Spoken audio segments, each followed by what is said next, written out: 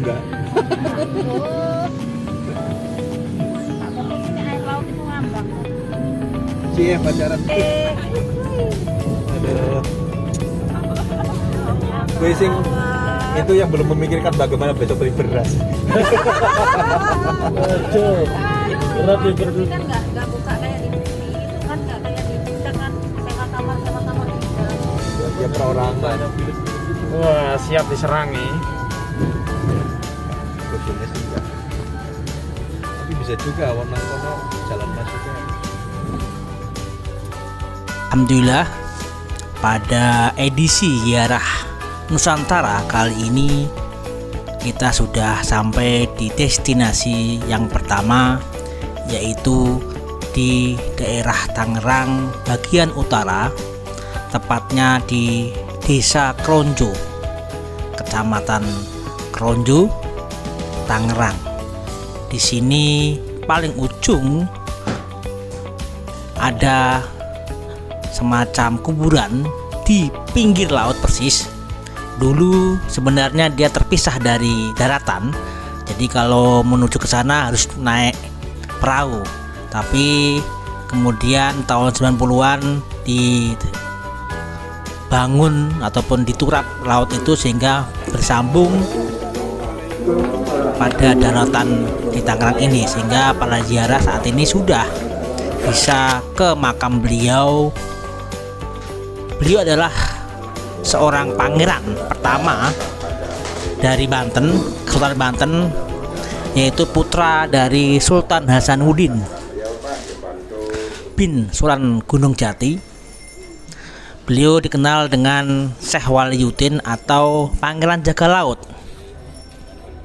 Nah, ini kita sudah ramai sekali di pemakamannya, dan saya kira setiap hari banyak sekali peziarahnya dari berbagai wilayah.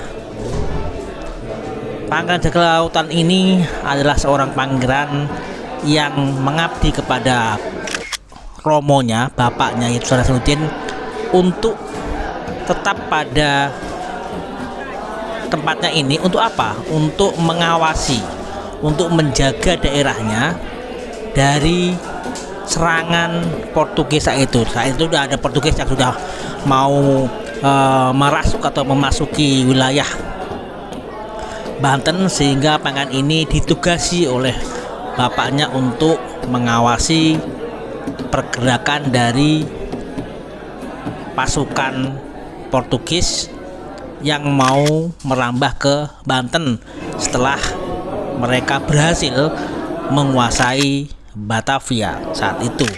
Yang saat itu Batavia yang semula bernama Sunda Kelapa terus dikuasai oleh Portugis, dinamai Batavia. Apain kita? Tapi kemudian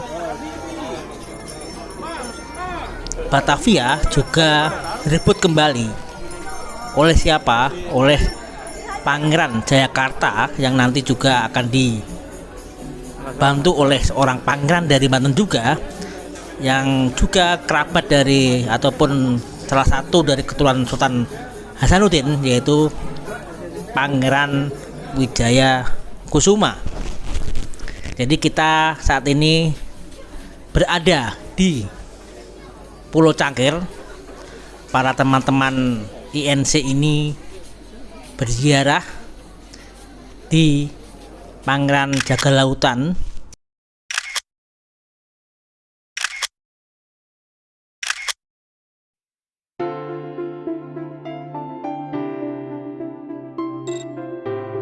Kemudian setelah dari Pulau Cangkir ini, perjalanan menuju ke destinasi berikutnya, karena tidak jauh dari Pulau Cangkir ini ternyata juga ada seorang waliullah yang sebenarnya lebih dahulu kala daripada berdirinya Kesultanan Hasanuddin ini. Kalau tidak salah, kalau dilihat dari namanya itu belum ada Wali Songo sebenarnya. Perjalanan dari Pulau Cangkir ke daerah Kramat Panjang, tepatnya Kramat Panjang di daerah Paku Haji. Di situ ternyata ada sebuah makbaroh yang usianya cukup tua sekali, dan sama juga seperti halnya di Pulau Cangkir di pinggir lautan yang dikenal dengan makam Kramat Panjang. Sebenarnya namanya adalah Syekh atau Sayyid Abdullah bin Ali Al-Uraidi. Kalau menyimak namanya, Ali Al-Uraidi ini sebenarnya kalau dalam silsilah Nabi Rasulullah itu masih sangat dekat sekali dengan Syekh Ja'far Shadiq. Jadi ibaratnya mungkin sekitar 4 atau 5 keturunan dari Syekh Ja'far Shadiq. Ada nama Sayyid Ali Al-Uraidi. Apakah Syekh Abdullah ini yang dikenal Kramat Panjang di daerah Kramat Paku Haji ini merupakan putra dari Syekh Ali Al-Uraidi? Ini kita butuh penelitian lebih lanjut. Dan kalau yang benar berarti beliau ada di sini sekitar abad-abad awal dari Hijriah, tepatnya abad-abad 8 Masehi sebenarnya. Ini sebenarnya salah satu dari makam tertua di Jawa. Habib Abdullah bin Ali Al-Uraidi ini tidak banyak cerita yang dapat diperoleh, tapi kemungkinan besar beliau mengalami sebuah istilahnya kepergian ketika situasi di Timur Tengah saat itu dampak dari perang Karbala itu saya kira sangat luar biasa sekali. Banyak sekali ulama-ulama yang menyingkir dari Timur Tengah, tepatnya di Baghdad ataupun di Damaskus, dan salah satu adalah Sayyid Abdullah bin Ali Al-Uraidi. Makam ini cukup panjang sekali, cukup panjang, tidak umum pokoknya. Dilihat bisa panjang sekali, sekitar hampir 9-10 meter. Kalau manusia biasanya kan sekarang hanya 2 meter, kalau ini hampir 10 meter. Banyak karomah-karomah yang meliputinya, dan pada awalnya memang ada seorang tokoh ataupun tokoh masyarakat di daerah ini bermimpi kalau di wilayah ini ada makam tua, dan akhirnya makam itu ditemukan dan sekarang sudah mulai rame. Apalagi sekarang di daerah ini juga sekarang didirikan masjid di sebelahnya.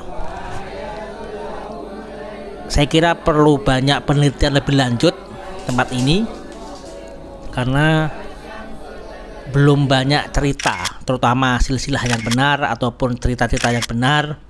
Tapi bisa dikatakan bahwa makam ini lebih tua daripada era-era Wali Songo.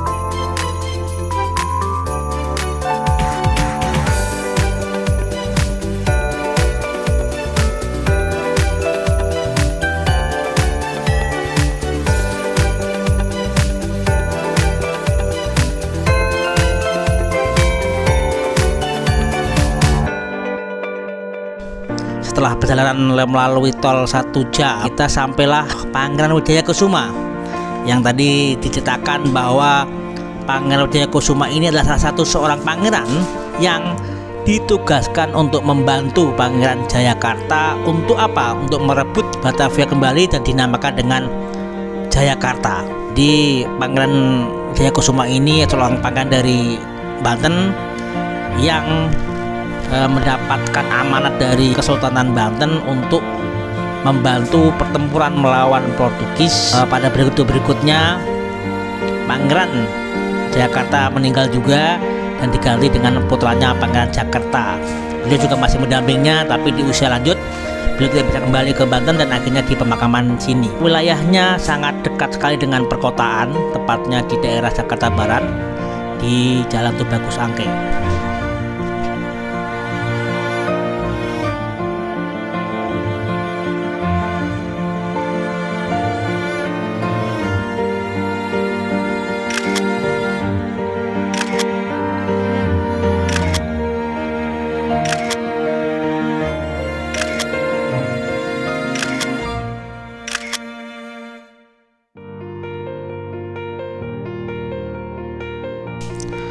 Setelah dari Jayakusuma tidak sampai 1 jam, perjalanan dilanjutkan di pemakaman yang juga masih keturunan Gunung Jati.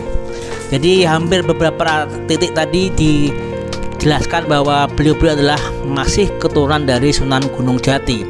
Dan destinasi ke-4 ini juga salah satu turunan dari Sunan Gunung Jati, Cirebon, yang berada di sebuah wilayah yang saat ini sangat pesat perkembangannya, yaitu di daerah Serpong atau PSD atau Sumarekon. Mungkin kita melihat bahwa Sumarekon ini wilayah yang sangat padat sekali, sudah maju sekali, tapi ternyata di tengah-tengah itu ada sebuah makam tua yang memiliki nilai historis yang tinggi sekali, karena beliau ternyata juga seorang keturunan dari Sunan Gunung Jati. Beliau dimiliki nama Syekh atau Keramat Sanga Jati. Di sini dimakamkan bersama istrinya sebelahnya.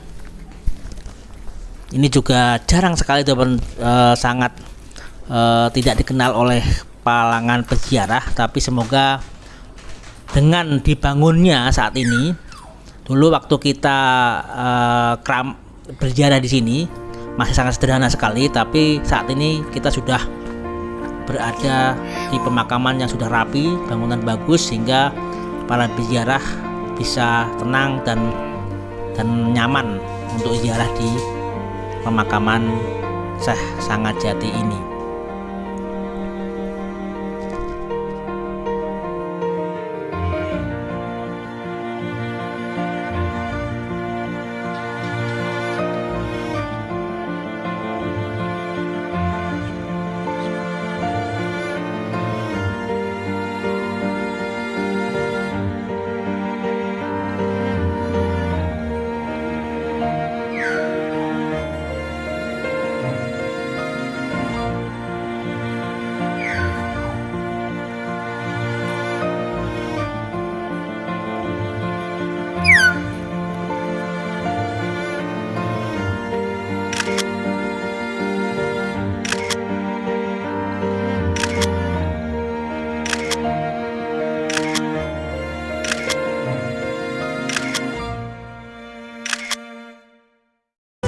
Tidak jauh dari tempat tersebut, kita kepada destinasi terakhir yang juga salah satu keturunan Gunung Jati.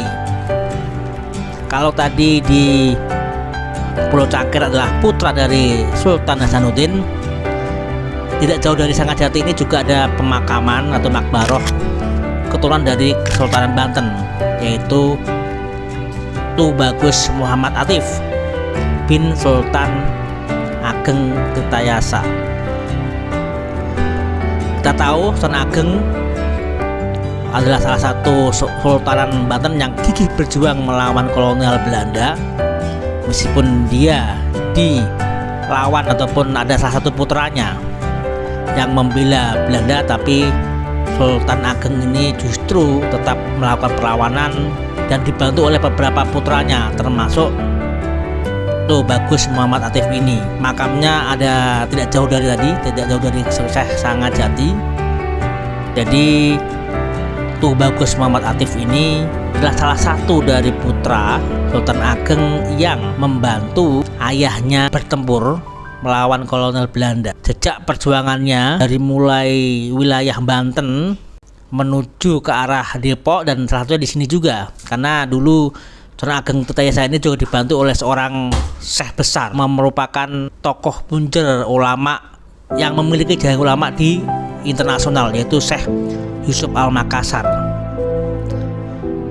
Bisa jadi Tubagus Muhammad Atif ini adalah salah satu pangeran yang mendampingi Syekh Yusuf Al-Makassar dalam melanjutkan perjuangan Sultan Ageng Tirtayasa ketika Sultan Ageng berhasil ditangkap oleh Belanda, tapi ternyata perjuangannya terus dilanjutkan oleh putra-putranya dan seorang syekh yang bernama Syekh Yusuf Al-Makassar.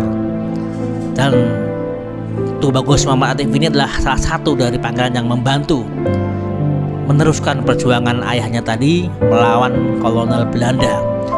Jejaknya banyak sekali, kita sebenarnya penjelasannya banyak sekali di sekitar Tangerang sini, dan sampai Depok juga banyak sekali. Beberapa di titik Depok itu ada juga para pejuang-pejuang yang turut membantu Syekh Yusuf Al-Makassari, turut membantu Syekh Maulana Atif ini.